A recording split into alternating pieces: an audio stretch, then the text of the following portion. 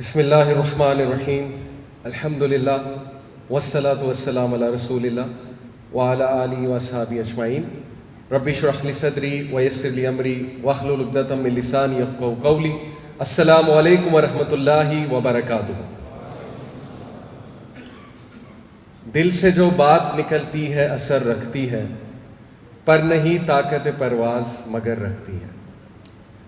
معزز سامعین، ڈاکٹر اسرار رحمہ اللہ کا میرے دل میں مقام آپ اس بات سے اندازہ لگائیں کہ رات جب میری وائف نے مجھے بہت زور و شور سے محنت سے آج کی سپیچ لکھتے ہوئے دیکھا تو انہوں نے مجھ سے سوال کیا کہ علی، آپ کو کبھی بھی کسی ایونٹ پہ اتنی توجہ سے اتنی محنت سے سپیچ لکھتے نہیں دیکھا، بلکہ آپ تو بغیر تیاری کے جاتے ہیں اور ایسے ہی بول آتے ہیں۔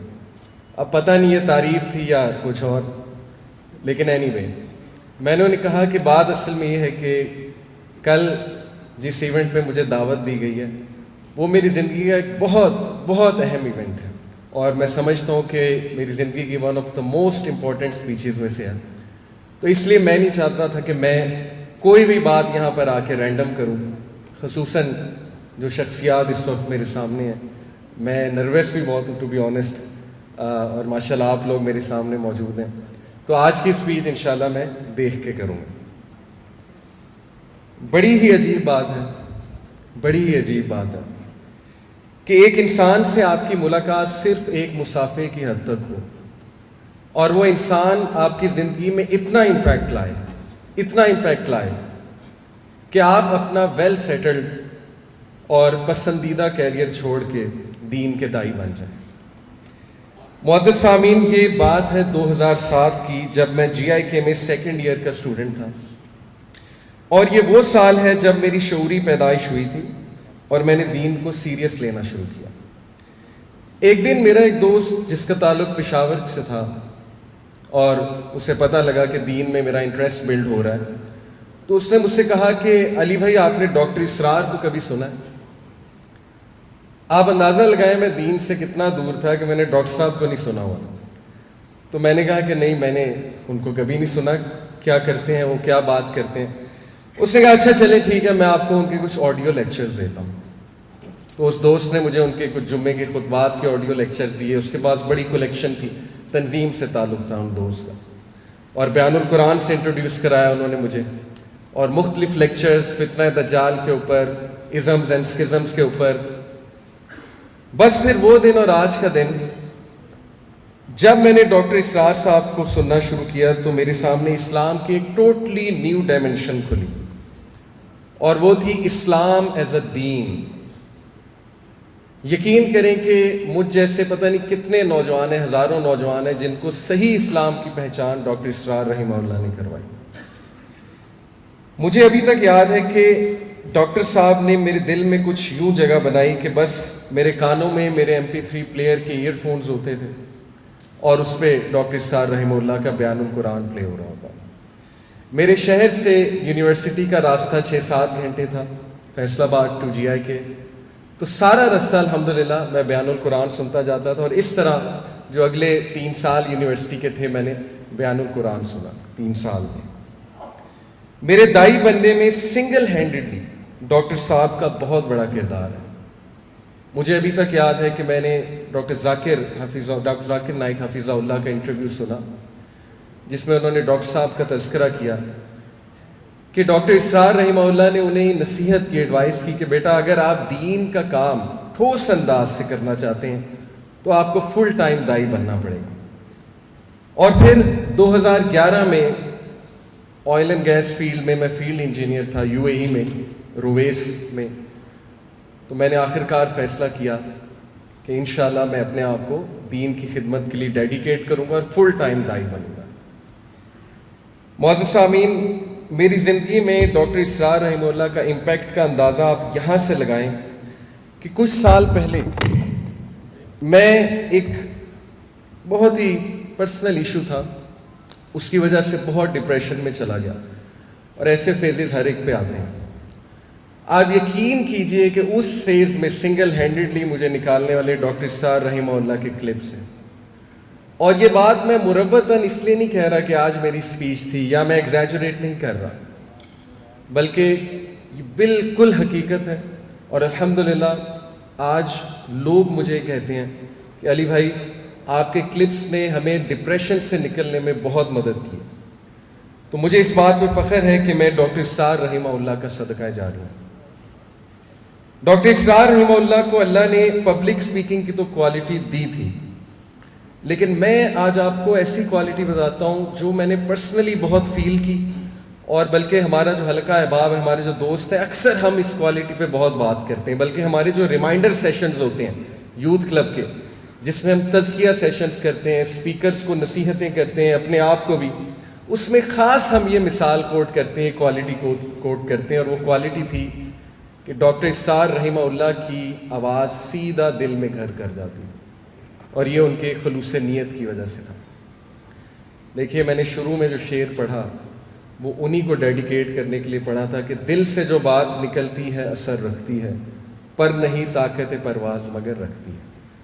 آپ کو پتہ ہے کہ جب بھی میں یونیورسٹیز میں جاتا ہوں اور یہ شعر سناتا ہوں تو میں بچوں کو کہتا ہوں کہ اگر تم نے اس شعر کی پریکٹیکل مینیفیسٹیشن دیکھنی ہے اور اس کو پریکٹیکلی سمجھنا ہے تو ڈاکٹر اسرار رحمہ اللہ کو سنو.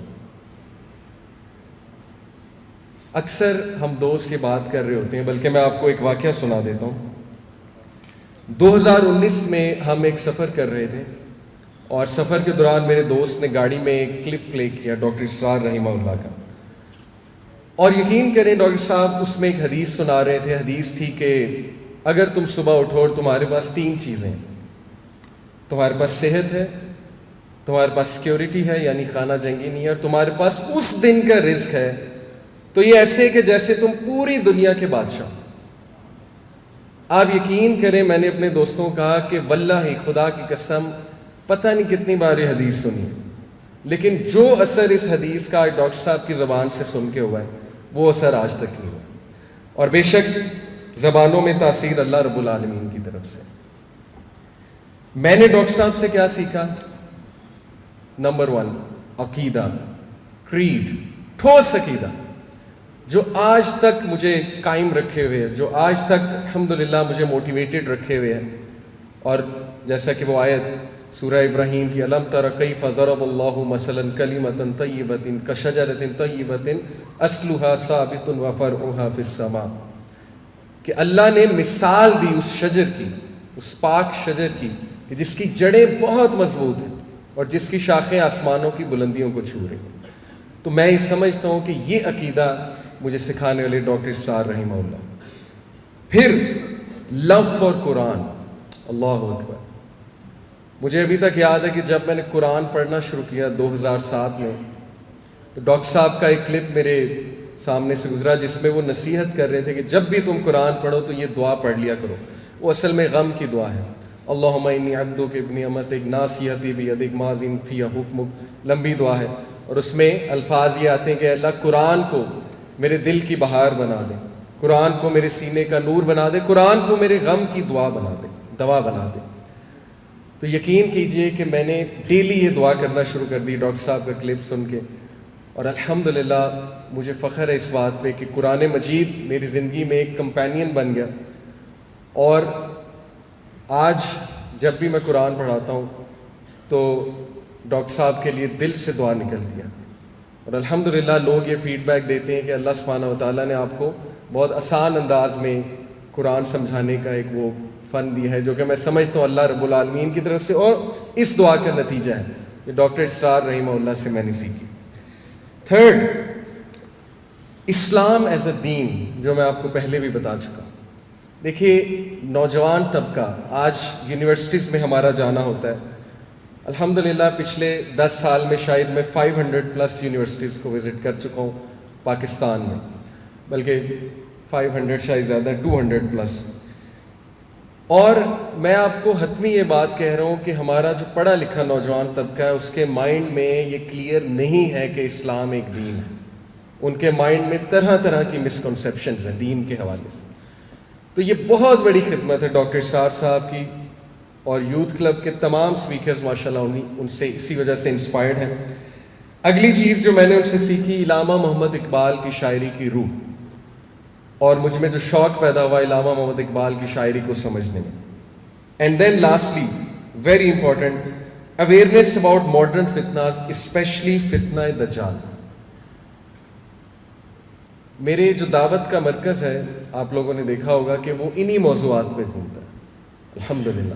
بلکہ آپ کو مزے کی بات بتاؤں کہ ہمارے حلقے میں یوتھ کلب میں ایک جوک مشہور ہے، کیونکہ فتنہ دجال کا جو ٹاپک ہے وہ نوجوانوں میں میری ایک پہچان بنا، اور اسی پہچان سے میں جانا جاتا ہوں. تو ہمارے حلقے میں ایک جوک مشہور ہے کہ دجال سب سے پہلے آئے گا تو علی بھائی کا ضرور پوچھیں گے کہ علی بھائی کہاں ہے. Any way that was a joke. بتانے کا مقصد یہ ہے کہ میں نے ڈاکٹر صاحب کا دجال کے فتنے پہ لیکچر جب سنا تو یقین کریں میں اتنا افیکٹ ہوا کہ میں نے اس وقت دعا کی کہ اللہ نوجوانوں میں اس ٹاپک کی آگاہی، نوجوانوں میں اس ٹاپک کو فروغ دینا اور فتنہ دجال سے وارن کرنا، اے اللہ میں اس کو اپنی زندگی کا مقصد بنانا چاہتا ہوں. تو اے اللہ مجھے اس کی توفیق دے. جیسا کہ میں نے شروع میں بتایا کہ میری ڈاکٹر صاحب سے ملاقات بس ایک مصافحے کی حد تک ہے، اور یہ مصافحہ شفا میڈیکل کالج کی کانفرنس میں 2009 میں ہوا تھا. کیا پتا تھا کہ 2023 میں ڈاکٹر صاحب کے بیٹے آصف بھائی مجھے یہ آنر دیں گے کہ میں ڈاکٹر صاحب کے بارے میں بہت آپ لوگوں کو آگاہی دوں اور بات کروں. میں دعا کرتا ہوں کہ جنت میں جاؤں اور ڈاکٹر صاحب رحمہ اللہ سے خوب ملاقات کروں. بات کا اختتام ڈاکٹر صاحب کے ایک ایسے جملے سے کرتا ہوں جس نے ہمیشہ کے لیے میرا اور مجھ جیسے ہزاروں نوجوانوں کا مائنڈ سیٹ چینج کر دیا، جو کہ پلیجر کی لائف میں ڈوبے ہوئے تھے، ڈوپامین کے لائف میں ڈوبے ہوئے تھے، اور جن کے لیے مقصد صرف کھا لے پی لے جی لے تھا. وہ جملہ ان کے انڈیا کے ایک لیکچر سے اخذ شدہ ہے، انڈیا میں دیے گئے ایک لیکچر سے اخذ شدہ ہے. وہ جملہ ہے، اگر تم کسی کو دکھ میں دیکھو اور اس پوزیشن میں ہو کہ اس کی مدد کر سکو اور نہ کرو، پھر تم چاہے مفسر ہو، محدث ہو، نیک نہیں. تم عابد ہو سکتے ہو، زاہد ہو سکتے ہو، تم مفسر ہو سکتے ہو، محدث ہو سکتے ہو، لیکن نیک نہیں ہو سکتے. اللہ تعالیٰ ڈاکٹر صاحب کے درجات بلند فرمائیں. جزاک اللہ خیر. سبحانک اللہم و بحمدک، اشہد ان لا الہ الا انت، استغفرک و اتوب الیک. والسلام علیکم و رحمۃ اللہ وبرکاتہ.